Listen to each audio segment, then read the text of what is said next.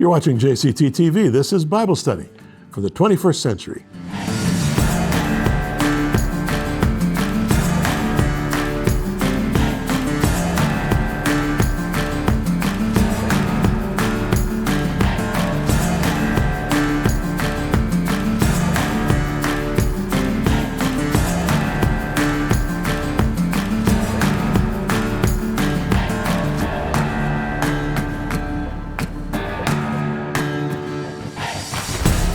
So friends, Jim Cantelon here. We are in the midst of Jesus' words about the end of the age.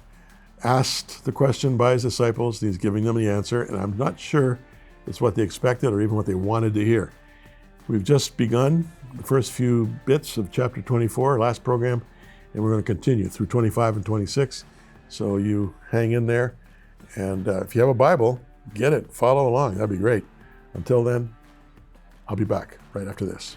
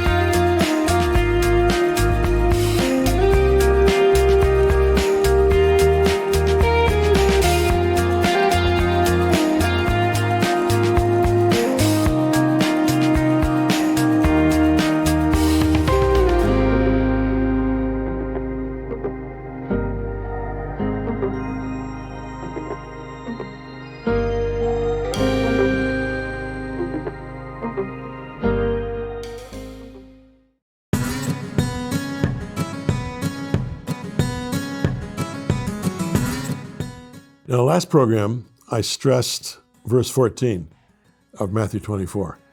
The only kind of definitive statement that Jesus makes about the end of the age is in verse 14. Everything else is sort of general.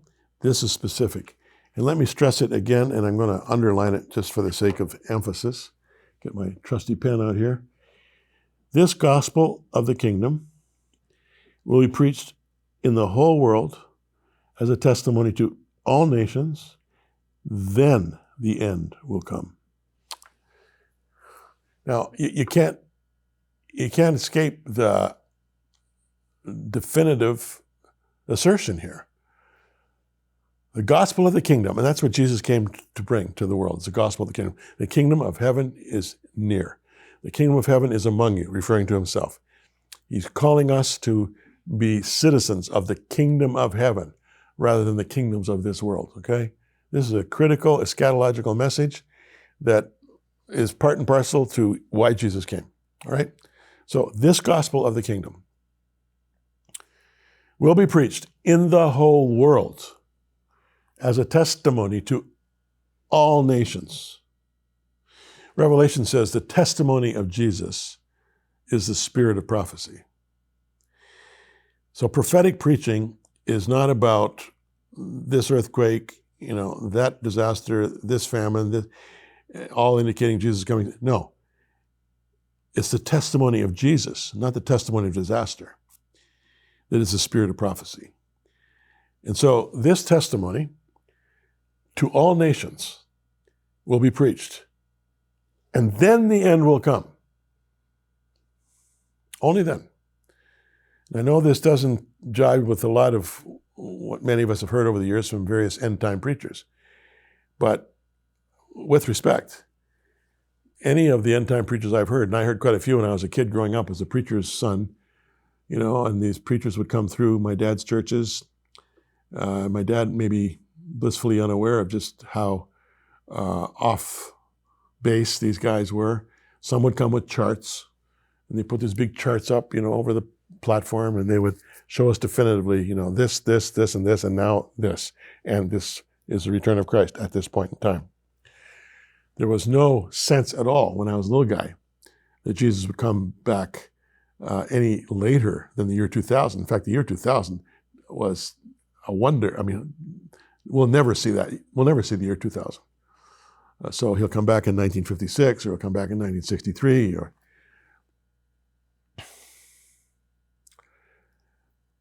this gospel of the kingdom will be preached in the whole world as a testimony to all nations, and then the end will come.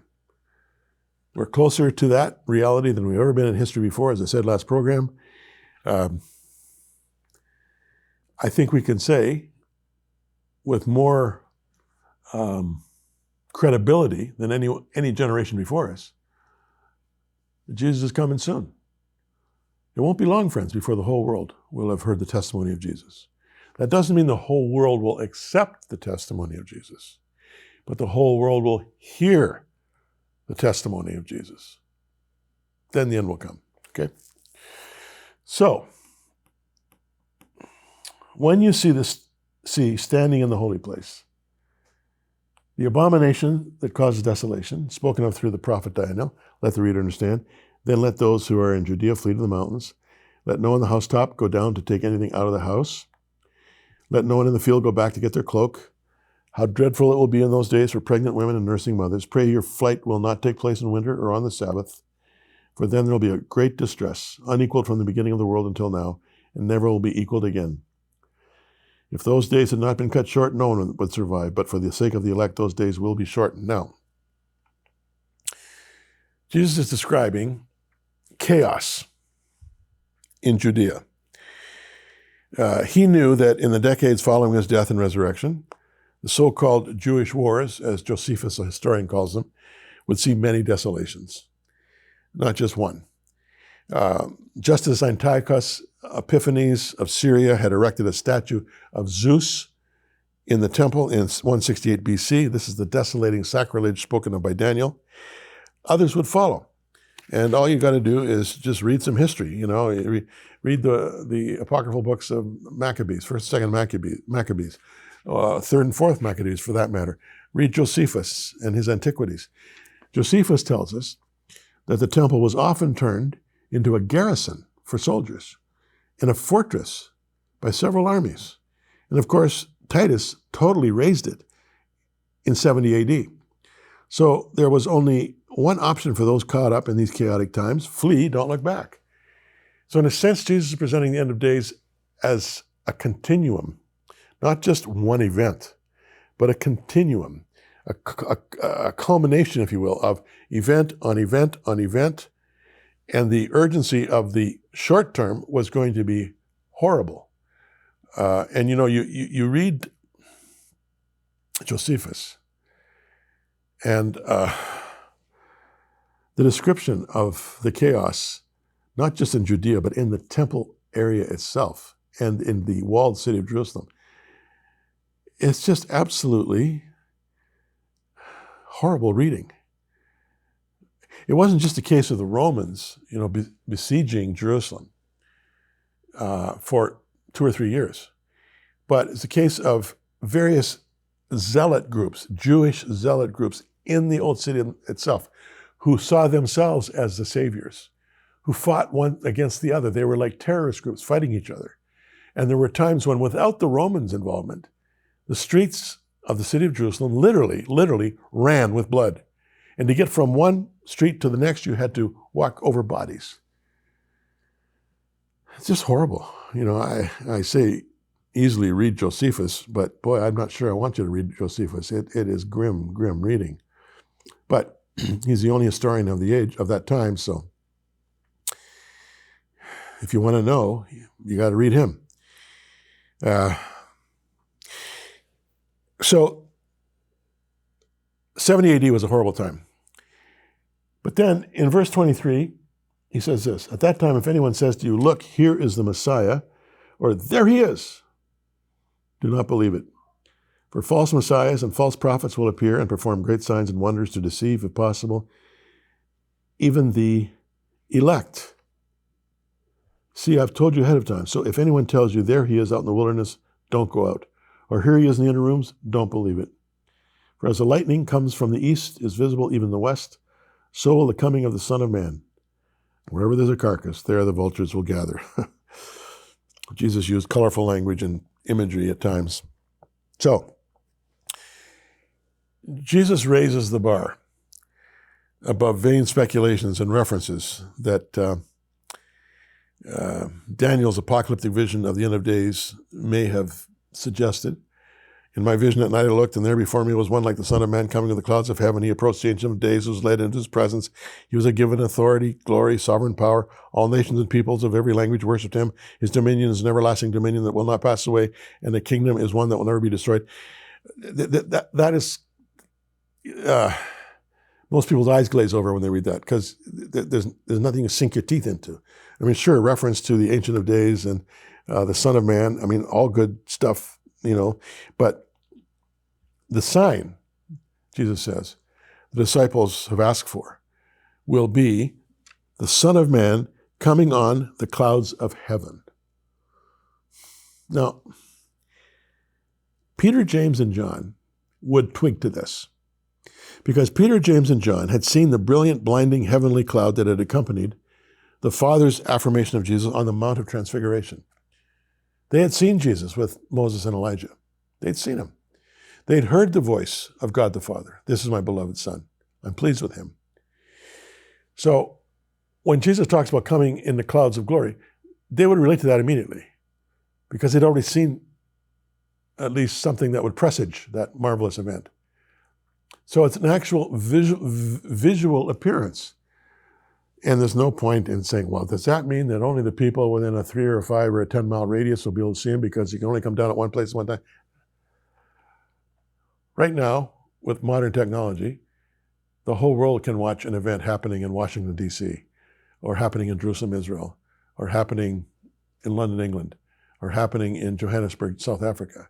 The whole world can see it like that. So we're talking here about a visual appearance of Christ as the ultimate sign of the end of days. At that point in time, all of the nations of the world will have heard the gospel. Everything will have been fulfilled in terms of God's plan. Then Jesus appears on the scene, and no other sign will do, okay? So then he says, verse 32, now learn this lesson from the fig tree. As soon as its twigs get tender, its leaves come out, you know that summer is near. Even so, when you see all these things, you know it's near, right at the door. In other words, be prepared, friends.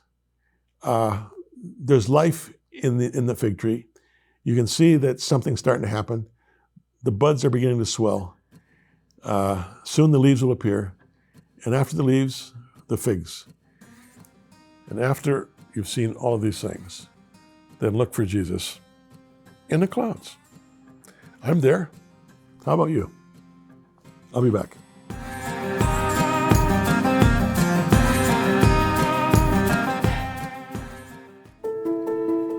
Working for Orphans and Widows, known as WOW, has been compassionately caring for what Jesus called the least of these for 25 years in sub-Saharan Africa.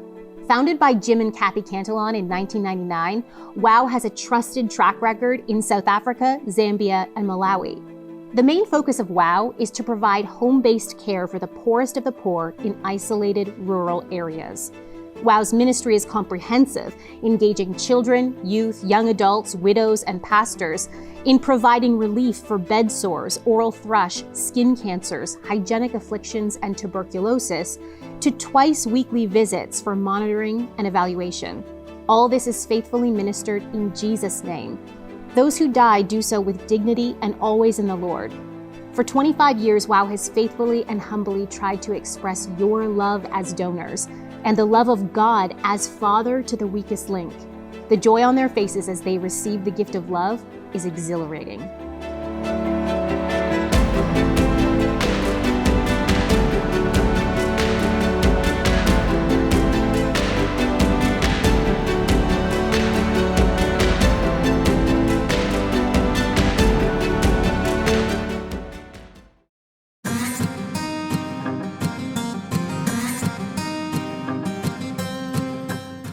So friends, when you watch Jim Cantelon today, you see these promotional ads that we place in the program, and they're to give you an awareness about the federal charity, the international charity my wife and I established 25 years ago called WOW, Working for Orphans and Widows.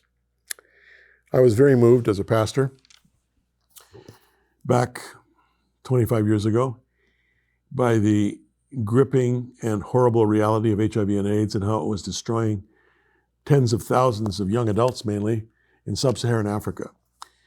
And I had a connection with South Africa at that time because while I was pastoring in Jerusalem, a number of churches used to bring me down to do major conferences and conventions for them, and also to itinerate and speak in scores of churches throughout South Africa.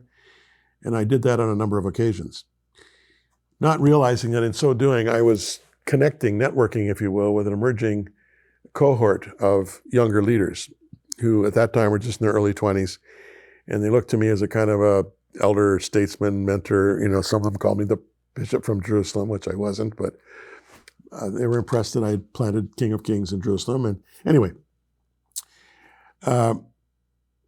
this horrible pandemic suddenly appeared on the scene. It wasn't so sudden, but suddenly we were aware of it because of the numbers it was killing. And I just felt moved by the Spirit of God to do something about it. And so my wife and I resigned our church on the West Coast. We had a very large, prosperous church, but I just had to do something about this thing.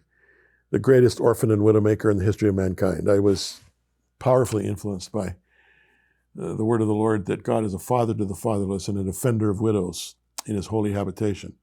And here you've got orphans and widows on a scale unimagined. And it's not going away, and there's no cure. It's always fatal at that time. And so by God's grace, Kathy and I started with nothing. But you know, the Bible does say, despise not the day of small beginnings. And it seems that any genuine good work of the Lord always has to begin small. And it's like the Lord put you back in school, and you got how to learn to do something entirely new. I was 52 years of age at the time, but hey, away we went. And it's been an amazing story. Slowly, and yet very surely, the Lord built something for us in sub-Saharan Africa. What I did is I went to churches who were very happy to receive me as an international speaker and also as someone who planted the church in Jerusalem. And they let me have free rein in terms of speaking my heart. And I preached very, very powerfully about orphans and widows impacted by HIV and AIDS, and the call of the scriptures to righteousness and justice, right relationship with God, right relationship with neighbor. And I said it's time for the African churches to realize it's not enough just to preach salvation, you also need to preach healing. And I'm not talking here just about divine healing, I'm talking about being agents of healing to the dying who are surrounding your churches in the communities in which you are placed.